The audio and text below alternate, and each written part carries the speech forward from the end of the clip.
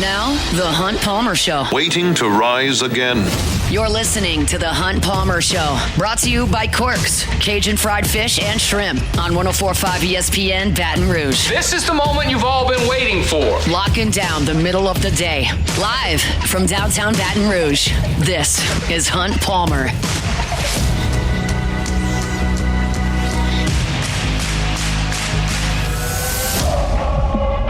Number 2, final hour of the week here on the Hunt Palmer Show, 104.5 ESPN Baton Rouge. Appreciate you hanging out with us. Friday coverage all day long on your football Fridays. It starts 7 to 10 with Off the Bench from Rouse's. Then you got Live at Lunch, 10 to 1 from Ruffino's. I'm right here, 1 to 3, Matt 3 to 6. And then Kay Wassan takes over at 6 o'clock with Louisiana Prep Preview. That leads right into Catholic High football at 7. So we are live and local from 7 a.m. to about 9 o'clock p.m. right here on 104.5 ESPN Baton Rouge. Obviously, very obviously, Jacob Beck is super excited for the SEC football action to come this weekend. Could not even wait to press the button for my electrifying SEC picks. So let's get to them. We'll do it chronologically. 6-5 week in week 1. We'll start 11 o'clock ABC. San Jose State is at Texas. The number's 36.5. The Spartans lost 16-14 to Central Michigan last week. Central Michigan head coach Jim McElwain, former Florida head coach. Points are going to be tough to come by for San Jose State. Texas is going to run the ball a ton. They'll probably get Arch some easy throws. I think they cover the 36.5. They've got to bounce back and play a little bit better than they did, especially offensively last week. Their defense is good. Got to play better on offense. I'll lay the 36.5 with the Horns. 11:45 SEC Network. Utah State at Texas A&M. You got it right. Battle of the Aggies in College Station. 31.5 is the number. When I watched the highlights, I didn't watch this game, but I did watch the highlights. Marcel Reed, made some pretty good looking throws. The arm looked pretty good. Their defense wasn't great. They gave a big play in third quarter to UTSA. Utah State, I think, is going to score 14 points. I don't think A&M is going to score 45. So I will take Utah State, and I will take the 31.5 points that come with it. I'm not taking a number on the FCS game, so Austin Peay at Georgia, I will pass on that. 2:30 on ABC, Ole Miss at Kentucky. Ole Miss at Kentucky. This is the stupidest point spread I will see all season, and it is in week 2. This makes no freaking sense. But does it?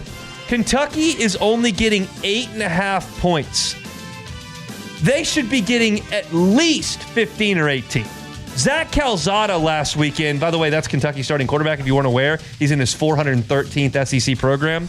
He was 10 for 23 for 85 yards and an interception against Toledo last week. The Rockets. You know how you always say, if the line's stinky, Vegas knows something? No, Vegas doesn't know anything. Vegas is idiots. This is absurd. Ole Miss is going to be in a cranky mood because they lost the playoff last year because of Kentucky. 8.5 points. I would lay 20 in this game. Give me a break. This is not a stinky line. This is a mess up. It's a typo by Vegas. This is the easiest bet I'll place all year, even though I won't actually bet it. But easily the Rebs. Tough environment, huh? In the grocery store. The big grocery store, yeah. Rebs by 20 at least. All right. East Tennessee and the Vols. No thanks. Not going to pick that one because there's no line. Kansas at Missouri. There's a line on that one. 6.5 is the number. This game is in Columbia. Jalen Daniels, not to be confused with Jay Dunn. 7 touchdown passes in 2 games for Kansas. I just never think Missouri is as good as their record, and I think the record may impact the point spread because of the way that people bet, not because Vegas is dumb about that. I think 6.5. I would rather 7.5, obviously. But I will take Kansas plus the 6.5. I think they've got a better quarterback, even though it's on the road. Give me the Jayhawks and the 6.5 points. SEC Network, 3:15. South Florida at Florida, 17.5 is the number. A lot of people focused on this because South Florida looked good in kind of a primetime spot against Boise, and not a lot of people think a lot of Florida these days.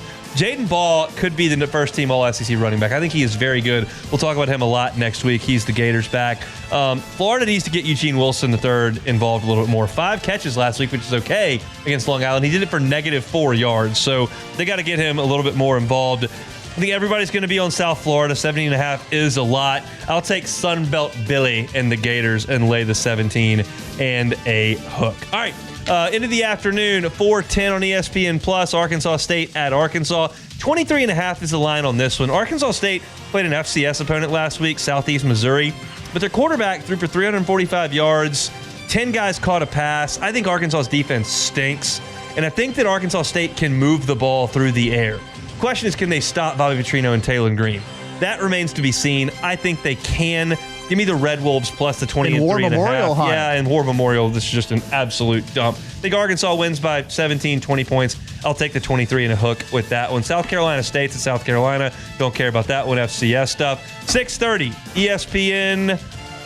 Number 13, Arizona State at Mississippi State. 6.5 is the number. Bulldogs catching points at home. Arizona State, not very good last week against Northern Arizona. 38-19 is not all that impressive. State played pretty well, meaning Mississippi State, at Southern Miss last week. At 7.5, I think I would take Mississippi State, but it's only 6.5. Mississippi State doesn't have a lot of talent. I think Arizona State's a fraud. I don't think they're very good. I don't care about Kenny Dillingham. Sorry, Jake. But I do think they're going to beat the worst team in the SEC by more than 6.5 points. So I'll take Arizona State minus the 6.5. All right, ACC, 6:30, big one. Michigan at Oklahoma. Big brands. 5.5 points. The Oklahoma Sooners are favored. I have said for years that I thought Brent Venables and the scheme he had in front of Joe Burrow in the Superdome was really impressive to me by my novice football eye. And now he's going to have a pretty good defense that's got some talent on it against a freshman quarterback who's never played an environment like this and has never seen a defense do these kinds of things. This is not sour grapes on the Bryce Underwood thing, even though I'm not thrilled that he committed to LSU for a year and a half and didn't come to LSU. This has nothing to do with that. This is a freshman quarterback who's never done anything like this on a team whose offense was beyond atrocious last year for a head coach that I don't think is any good. I think Brent Venables is going to make it a long day for the Michigan offense. So I will take Oklahoma, and I will lay the 5.5 points and feel pretty good about that. 6:30, Ball State at Auburn, 43.5. Ball State had 203 yards and no points at Purdue last week. That's not good offense. So I'll take Auburn minus 43.5. That's the breakdown. That's a lot of this game. That's a lot. A nice effort by Auburn last week against Baylor. I think they score 55 points in this game, and Ball State may not score. ACC Network, if you got it. 6:30, Vandy at Virginia Tech. Revenge spot for Virginia Tech. They are 2.5-point favorites on their home field against Vanderbilt. I watched some of Virginia Tech last Sunday. Their offense was not good. Kenny Drones, their quarterback, completed just 43% of his throws, threw 2 interceptions. The team ran for 3.1 yards per carry and without a rushing touchdown. It wasn't a good effort. Virginia Tech's defense did do a decent job against Lenora Sellers. It didn't let him run a ton, even though he did run for a touchdown. They got 4 sacks in the game. Beck. Don't say it, Hunt. Don't do it. Virginia Tech minus the 2.5. Oh my you know gosh. why? You know. Because Vanderbilt doesn't have good players. All right. Why. You're gonna regret that. Virginia Tech, Lane Stadium, Inner Sandman, the Hokies. Maybe Beamer's there, probably not. All right, 6:45, ULM at Alabama. 34.5's the number. Just great memories of being in Vaught Hemingway Stadium, Oxford, Mississippi, as before the smartphone era, 2007. My dad was texting me updates for Alabama and ULM in Saban's first year. The kids that were born during that game are 18 now, huh? Does that make you feel old? I'm old. That just is what it is. But I remember that day. ULM's not going to beat Bama, but I want more carnage. I want more Bama fans going cranky. Give me the ULM plus the 34 and a hook. The Warhawks. Shout out Tim Brando. Shout out Tim McGraw. Shout out Ben Sheets. Shout out. Anybody else go to ULM? Jake Browning was a good quarterback. Jake Browning used their quarterback for a while. They had a Bowden coaching them for a little bit. Yeah, Terry. Who else? I don't know any other ULM. Who played? Did he play basketball? Mark Laird's older brother, Matt Laird, who played against me in high school. He went to ULM. There you go. Randy Ziegler, former LSU baseball player, transferred to ULM, started against LSU in the regional for ULM. I think I've taxed Doug my Peterson. ULM. Doug Peterson, Super Bowl coach. Absolutely. I think I'm low on ULM alums. That's Northeast Louisiana alums that we're dipping into there. So, all right, that's my picks, and I'm sticking right there with them. Texas minus 36.5. Utah State plus 31.5. Ole Miss by 100 over Kentucky. What a ridiculous line that is. Like Kansas plus 6.5. I'll take Sunbelt Billy and the Gators minus 17.5. Arkansas State catching 23.5 in Little Rock. Arizona State minus 6.5 in Starkville. Oklahoma covers the 5.5 against Michigan in Norman. Auburn on the Plains minus 43.5. Vandy, don't have them. Taking Virginia Tech minus a 2.5. And the Warhawks of ULM plus 34.5. That could be a perfect slate. If I go perfect in week 2, I got a good chance of staying above 500 for the year. I am right there with you in wanting to see ULM somehow keep this game within 40 points, but I have a very strong feeling that Alabama's going to be very upset with what happened last week. What if they just stink? What if they have a bad coach and a bad quarterback and they're just not good? But ULM's not very good, Hunt. You don't know that. You hadn't seen the Warhawks play. Okay, well, I can tell you that they beat St. Francis, which is a FCS team, 29-0. But they have God on their side. Well, that's true. He's a deity. That's true. St. Francis. Pope Francis. You know what? You're making some good points, Hunt. But I really do think... This is what these non-conference games do to us. Yeah. In the middle of October, we can't have these conversations about potentially playing against the Pope and his infallibility. But at this point, it kind of has to come up because there's just a lot of games that are not all that...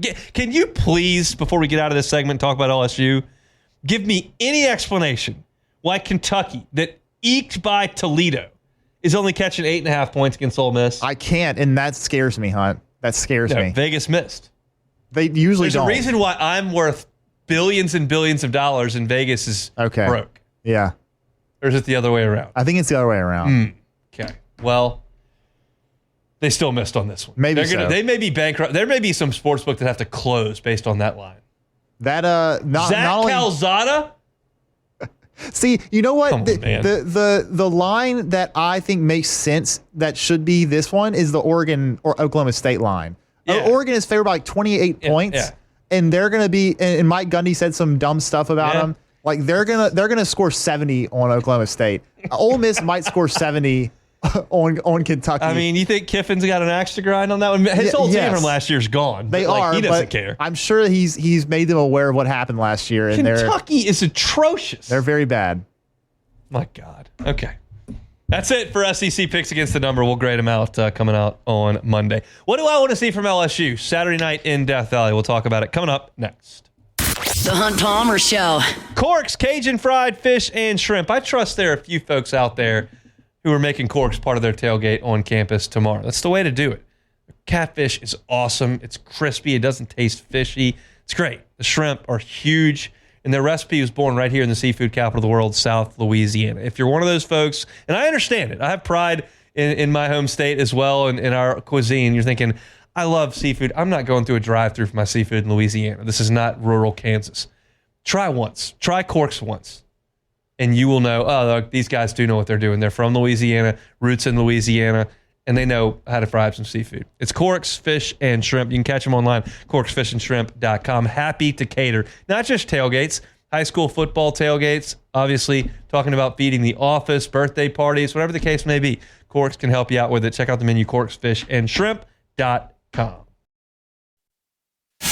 This is the Hunt Palmer Show, brought to you by Corks, Cajun fried fish and shrimp.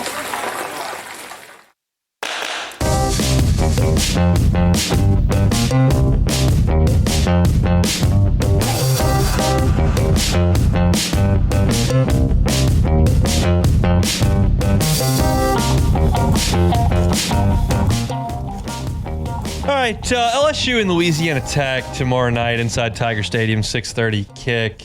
We'll be on the air 1:30, Eagle 98.1 game day, 4:30 for the official LSU Sports Radio Network pregame show. So lock us in all day long on Eagle tomorrow.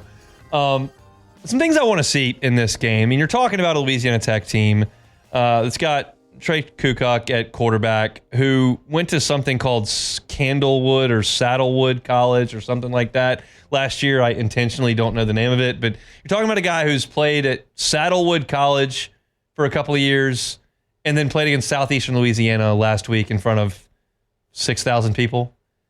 Tomorrow's going to suck for him.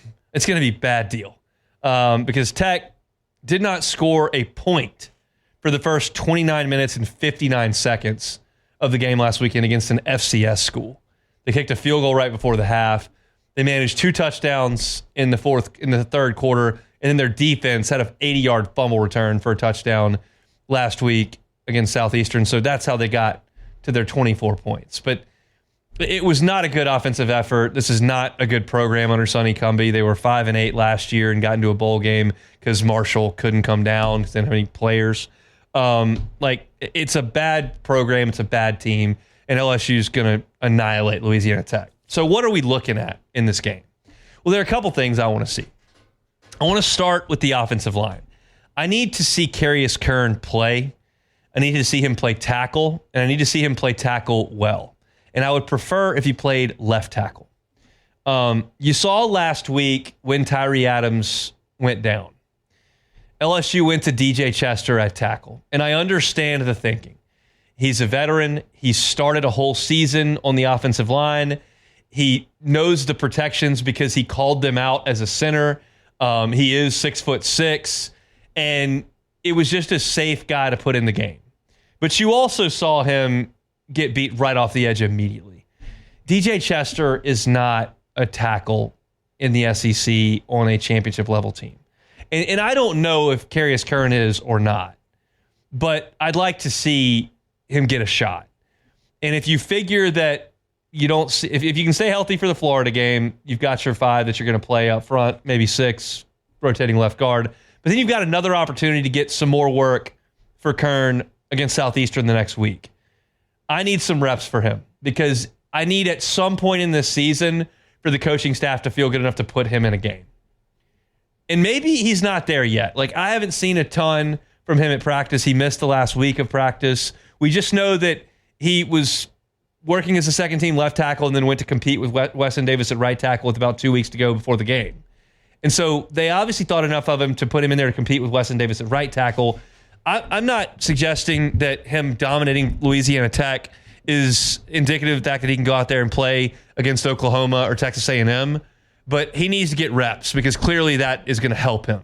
So I'm looking at Carius Kern in this game to come in and play very well on the offensive line to give the coaches confidence to keep developing him for some depth on the offensive line. You can't go through a full season with an entirely healthy offensive line. It's just not going to happen. LSU is fortunate to keep Emory Jones and Will Campbell healthy the last few years. Miles Frazier was healthy last year, so was Chester, but Dellinger went down and missed a month. An offensive line, you're going to have injuries. They're big guys. They're in collisions on literally every play. They get rolled up on. Ankles are in trouble. They got to wear those big knee braces. You're going to have offensive linemen go down. You need some guys to step up on the offensive line, and I think Kern is the guy that I point to first and foremost to be some depth of tackle. So I'll be looking at him. This is the obvious one. We talked about it a little bit this week, but I'll emphasize it in this point. You've got to stretch the field a little bit this year. They did not do it last year. They have the guys to do it this year. They've talked about it. I didn't need it a ton last week. They called a brilliant game last week. You didn't have time to sit Garrett Nussmeier back in the pocket and have long developing routes down the field against that pass rush. So we told you this all August. They worked tirelessly on the short passing game and the screen game when we were out there at practice. It was every day full period, wide receiver screens, middle screens, getting the ball in the perimeter with the wide receiver and the running backs. Just constant. And you saw it in the game. You saw Aaron Anderson work in the middle for a screen. They tried one to Bauer Sharp and got him involved. They tried to throw it to Chris Hilton on the 4th down play. They're going to work the screen game, and that's part of the offense, and I like that. I like getting the ball quickly out to some really explosive wide receivers. But against Tech, your offensive line can hold up. And we know Nussmeier can throw the deep ball, and we know Varian Brown can run it, and we know Chris Hilton can run it, and I want to see Nick Anderson running it. And I'm not suggesting bombs away from the beginning of the game. I want you to run the offense. I want you to run the ball, and I want you to work the quick game and matriculate the ball down the field, to use that bad cliche. But at times, take some shots. Set it up, 2nd and 2, you want to do that, great. You see a good spot, 1st and 10, where you like a look, great. You want to max protect and make sure Nussmeier has a minute and then take that shot, great. Because you've got a situation here where even if they do get free and get a sack on you, even if you do throw a deep ball that gets picked, either way, you're fine. You're going to beat Tech anyway. So I want to see some things on tape in the deep passing game. I realize they're going to want to have some of that in the toolbox for Florida, and you're not going to expose everything you want to do, but I'd like to see the ball stretch down the field a little bit because they've got an explosive group that can do it. And one thing that I think is important to realize is when you do that well, when you consistently show that you've got top-end speed at wide receiver and that your quarterback can hit that deep ball, and you can scare defensive coordinators to an extent that they don't want to be real aggressive to come up, it just helps your running game and your offensive line. Helps you in the numbers game in the box. So I want to see, for sure, LSU get the ball down the field. And then I mentioned at the top of this segment, Kukuk, the quarterback for Tech. He's not very big. His numbers last week against Southeastern are not very good. But he is a pretty good athlete. And he ran the ball 18 times last week. Let me reiterate here. Be very, very demonstrative and clear. Trey Kukuk is not Lenora Sellers or Marcel Reed. He's not John Mateer, okay? I'm not trying to make that comparison. But assignments are assignments. And I am confident that LSU's pass rush and front four are going to cause real problems for Tech. And Kukuk's going to do what he did at Saddleback or Camelwood or wherever he went to college. Saddleback College. I intentionally don't know the name of that. But wherever, he ran a lot. And last week against Southeastern, he ran a lot. You need linebackers prepared to stop that. And I think it's a good mental rep for those guys that turns into a physical rep to realize I need to stay in my assignment. I need to realize that this quarterback can break contain when something breaks down, and I need to go make a play in space. And I think it's always better to do that against a lesser opponent before you've got to do it against the best opponents you will play to get you in that rhythm. It's why a lot of teams that played Georgia Tech on Paul Johnson days might put another option team on their schedule before that. So maybe if you're playing Navy, you've got a game against Georgia Southern set up in that day when they were running the triple option. You do it against somebody that runs a triple option so that when you get a better version of it down the road, you're prepared for it. This is a bit of a reach, I understand, but I don't want to see Kukuk, get loose and run for a couple of 25-yard gains. Be disciplined, use your eyes, and go get a scrambling quarterback. Trust me, he's going to be on the run because LSU's front four is going to whip Tech up front. Absolutely whip them. And there's nothing to do for Kukuk at that point but get out and run. Go make the plays when that's got to happen. And then last, special teams. Tech has a poor kickoff specialist. Doesn't have a huge leg. Listen to guest on Matt's show earlier this week. Talk about that. And you're going to have opportunities to run kickoffs back. Have some fun. That's why we go to these games, to watch LSU do some exciting things. There's not going to be a lot of drama involved. LSU's going to handle business in this game pretty easily. Let's see some fireworks. So in a short kickoff, get everything blocked up. Let Xavion Thomas, let Berrien Brown, let whoever it is back there. We saw in practice a couple weeks ago was Berrien Brown and Tamarcus Cooley back there who's doing the blocking for him. Let's see a kickoff return for a touchdown. It's something that we didn't see for like 35 years. I'll have to ask Condon. Biggest fan of the show, by the way, Richard Condon. I'll have to ask him how long it was between He really enjoys our show. He loves the show. Listens every day. Big supporter of everything that we do here on the Hunt Palmer Show. Really enjoys my social media presence as well. So I'm sure he's locked in and can tell me immediately what the year disparity was between the kickoff return touchdowns. But you might see one in the game tomorrow. I'm very, very, very much looking forward to getting out on campus tomorrow, doing the pregame show, getting into the stadium, and watching the Tigers come into a crowd that's fired up about what happened last week as opposed to very melancholy about another loss. So Louisiana Tech happens to be on the wrong end of that. Not our fault.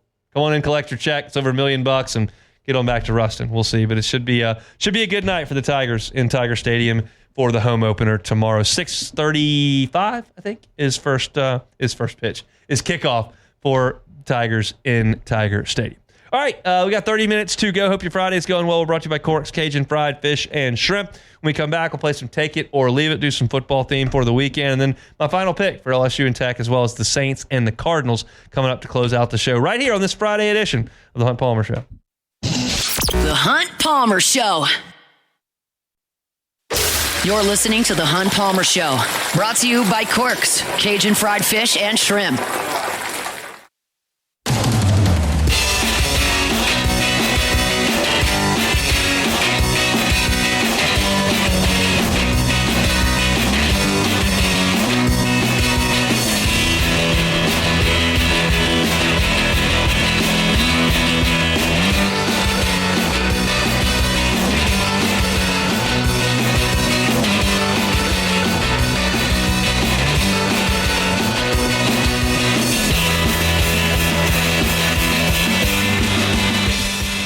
Friday show is brought to you by Cork's Cajun Fried Fish and Shrimp. Been a busy one thus far. Chatted with Preston Guy in hour number 1. Got you set up for the NFL weekend to come. Well, Saints-Cardinals chatter. Certainly some LSU-Louisiana attack as we are getting close to that weekend. Hopefully, you're already off the clock. If not, we'll get you to the finish line. We're live and local all day long on Fridays during football season. Off the bench, 7 to 10 a.m. from Rouse's on Burbank. You got live at lunch 10 to 1 from Rufino's, my show right here from inside Studio 1 to 3. AFR, Matt Moscona 3 to 6, and then Cade Wassan 6 to 6:45. Louisiana Prep preview before Catholic High football on the airwaves around 6:45 until they are done. That's a local day from 7 a.m. all the way through about 9 p.m. here on ESPN Baton Rouge. 2 more orders of business, certainly my picks for the LSU and Saints games coming up. But for right now, take it or leave it. Take it or leave it. Take it or leave it. Presented to you by Flight by Yingling, the next generation of light beer, crafted by America's oldest brewery. Today's hottest stories in sports, news, and sometimes even Hunt's life. The question is, will he take them or leave them? Big shout out David Bailey. Big shout out Jeff Morgan. Big shout out Al DeLuca. Going to be a great weekend for those 3 gentlemen because right at the top of the show we gave away 3 cases of Flight by Yingling and they were the winners. I'm told 2 of those cases are gone. 1 remains. We'll see when that one gets scooped up over the course of the next hour and a half. But Flight by Yingling, awesome for your tailgate. Awesome for watching some football. Awesome for these hot Louisiana months. You're looking for a light beer. Flight by Yingling, the next generation of light beer. Alrighty, first one, the Walker Cup at Cypress Point. Take it or leave I'm it. going to take it. I'll take it. I don't want to say too much because people will not like what I have to say. Whoa. But I'm going to be watching. Okay, well, what?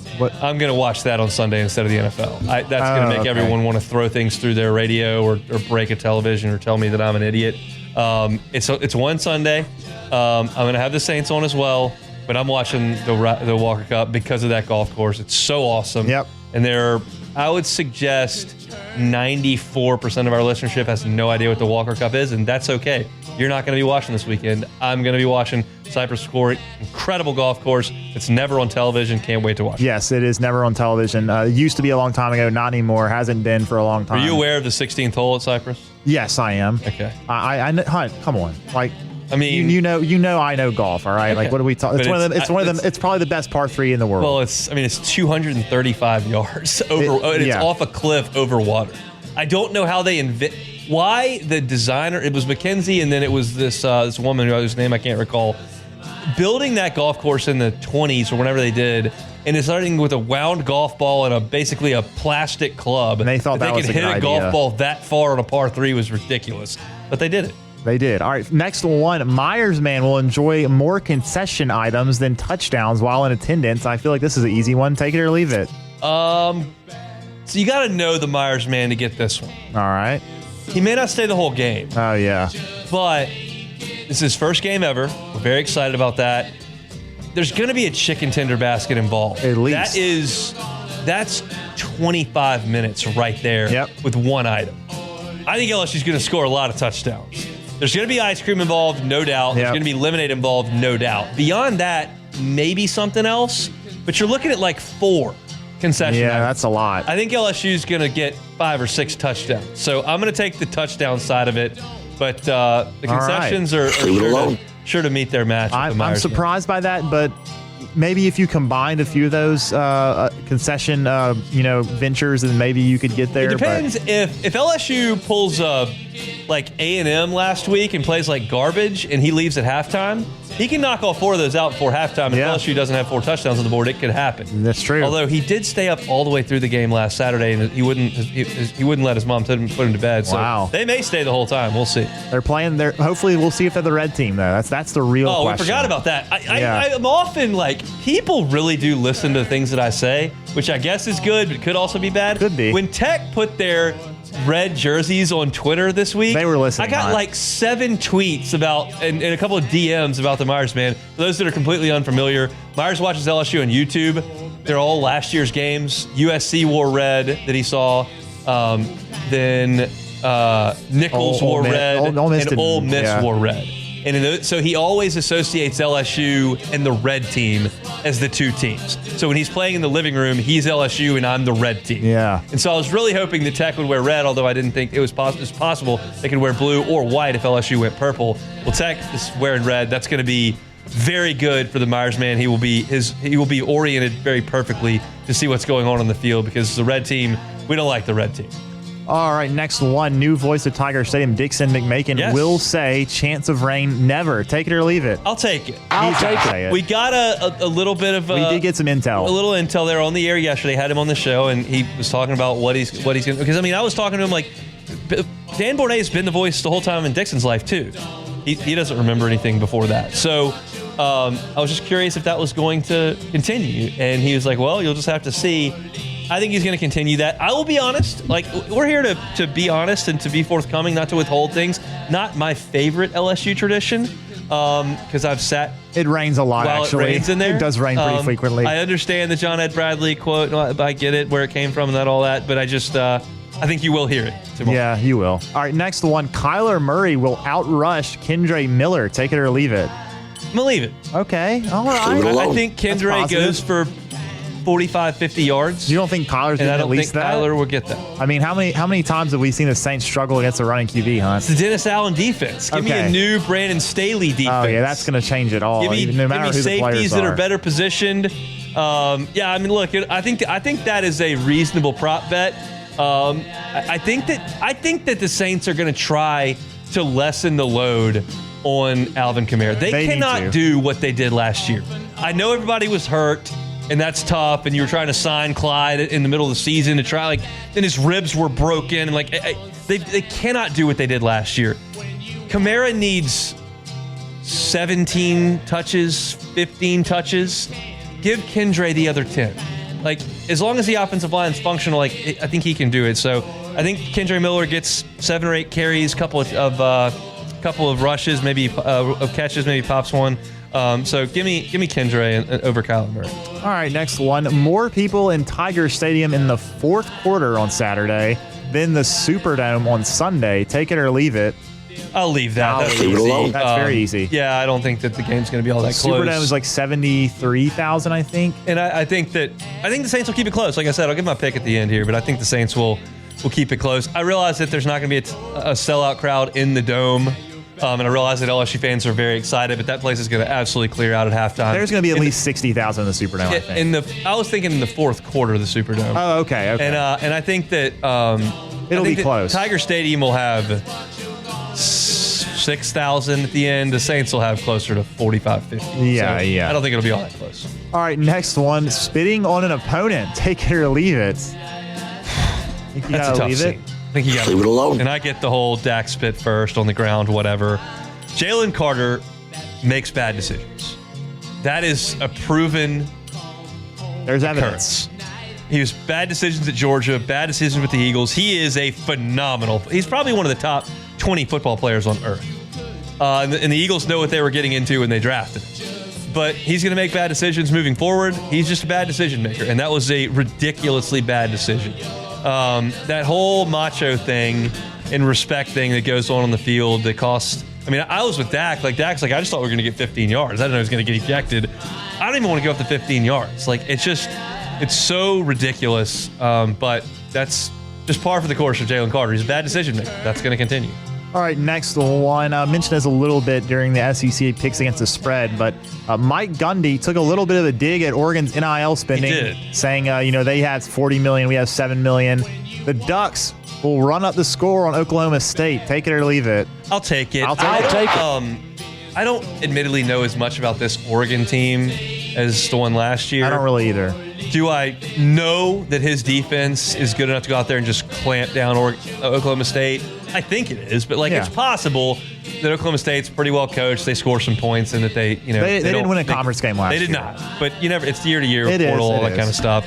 Last year's team would have run the score up, no doubt. Dylan Gabriel, that defense, absolutely.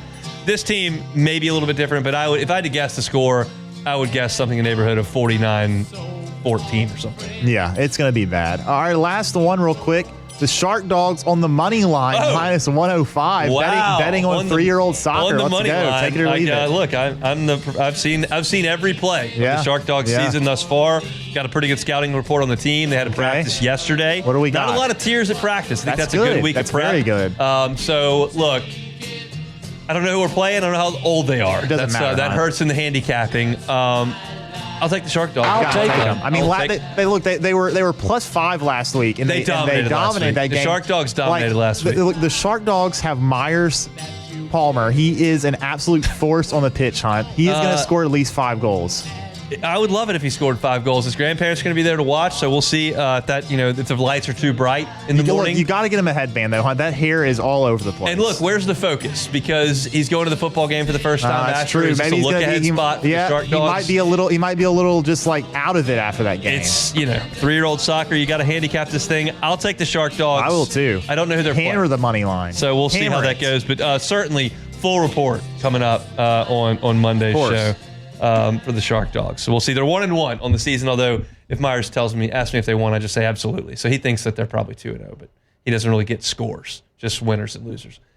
We'll see how the Shark Dogs do. 9 o'clock in the morning on the pitch. Oh, yeah. Perfect. It'll be nice and cool. We got one segment to go. That's our picks, so we'll do it next. The Hunt Palmer Show. Genesis of Baton Rouge. GenesisofBatonRouge.com is the website. Every car that's on the lot is online at GenesisofBatonRouge.com. 3 years, complimentary valet maintenance. 3 years, complimentary valet maintenance. That's part of being a Genesis driver.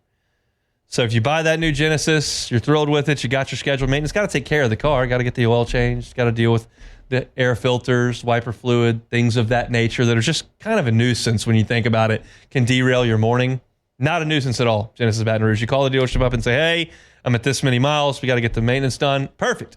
They come to you, drop you off a loaner, take your car in, handle all the maintenance, complimentary, bring it back to you.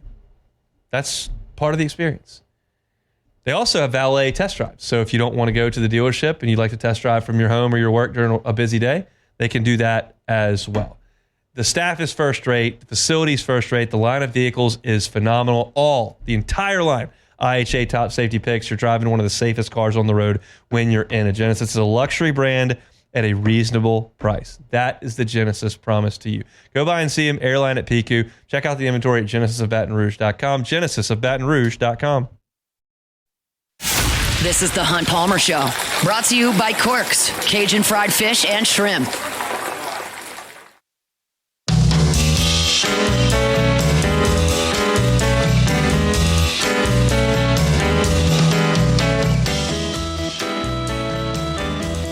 Up here, wrapping things up, Friday edition of the Hunt Palmer Show, presented by Corks Cajun Fried Fish and Shrimp. Check out the menu, corksfishandshrimp.com. Yep, got a tailgate coming next weekend. Maybe you've already handled your food for this weekend. Big crew coming in for the Florida game next week. Corks, happy to help you out catering that tailgate. Check them out online, corksfishandshrimp.com. All right, last order of business every week is to pick the LSU and Saints games. I'll start with LSU because that one is all but decided. The Saints game, a little bit more drama, promises to be afoot on Sunday. So as I said to start the show today, I think a lot of this LSU team, obviously the statement they made on a national stage last week was impressive. I think the talent level on this team is really good. I think the coaching staff on this team is really good. And I just love the way that they're approaching things from a practice perspective, the way that they played last week. And then the things that I'm hearing from this team about their togetherness and their brotherhood and about their commitment and about their process and about 1-0. And I get it. It's easy to say that when you're on top and when you're winning games and your testing gets done when you're when things go wrong, and very little went wrong last week for LSU. But I believe this team is going to come out on Saturday night and just play a great game against Louisiana Tech. Last year in this spot, home opener, in-state team, lower level, coming off that big national stage. Even though it was a loss, this is a win. You saw a big letdown, and Wes Weeks told us that on Wednesday. Like we didn't have that edge. And everything you've heard from the players and the head coach this week has suggested they are locked in and ready to play. So I think they make life miserable on Louisiana Tech's offense. It would not surprise me at all if Louisiana Tech did not score in this game. I've got them scoring 3 points in this game, and I think LSU's offense hums. I think the running game gets going, hits some explosive plays, and I do think that LSU will be able to get the ball down the field. I think that is going to be part of this offense. We did not see that from them in the game against Clemson. I think that was by design. I do not think they wanted to put Garrett Nussmeier in harm's way with a pass rush. I don't think that they wanted to put that onus on the offensive line. They wanted to keep things close to the line of scrimmage, and that's going to be part of this offense too. But I think they were very, very conservative from a depth perspective passing the football by design last week. I think that changes this week. There's going to be more time for Nussmeier to survey the field and get the ball down the field. I like LSU huge in this game. I like LSU 48-3 to beat Louisiana Tech, move to 2-0, get ready for Florida coming in next week. All right, with the Saints, I talked about this game a little bit at the end of hour number 1. I do think the Saints have a chance to keep this game very close because I believe the Cardinals to be right in the middle of the NFL. I don't think they're one of the 4 or 5 worst teams. I know they're not one of the 4 or 5 best teams. So this gives me a good barometer on what this Saints team is right now compared to the middle of the NFL.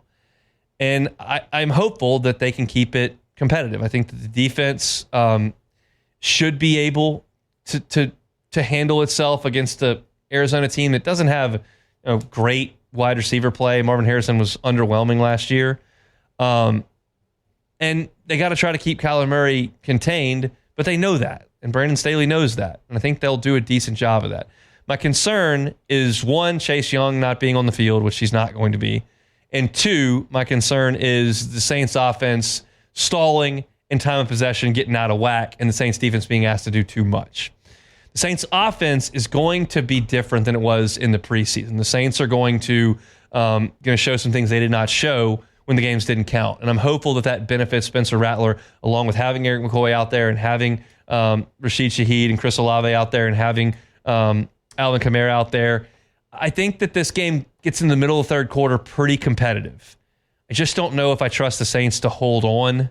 And I don't know that I trust the Saints offense to make plays when it has to late. So maybe the Cardinals score a late touchdown to put it out of reach. I've got this one 27-16. The Cardinals beat the Saints in the Dome to start the season. We'll see. Our broadcast schedule tomorrow, 1:30, Eagle 98.1 Game Day from Rouse's on Burbank.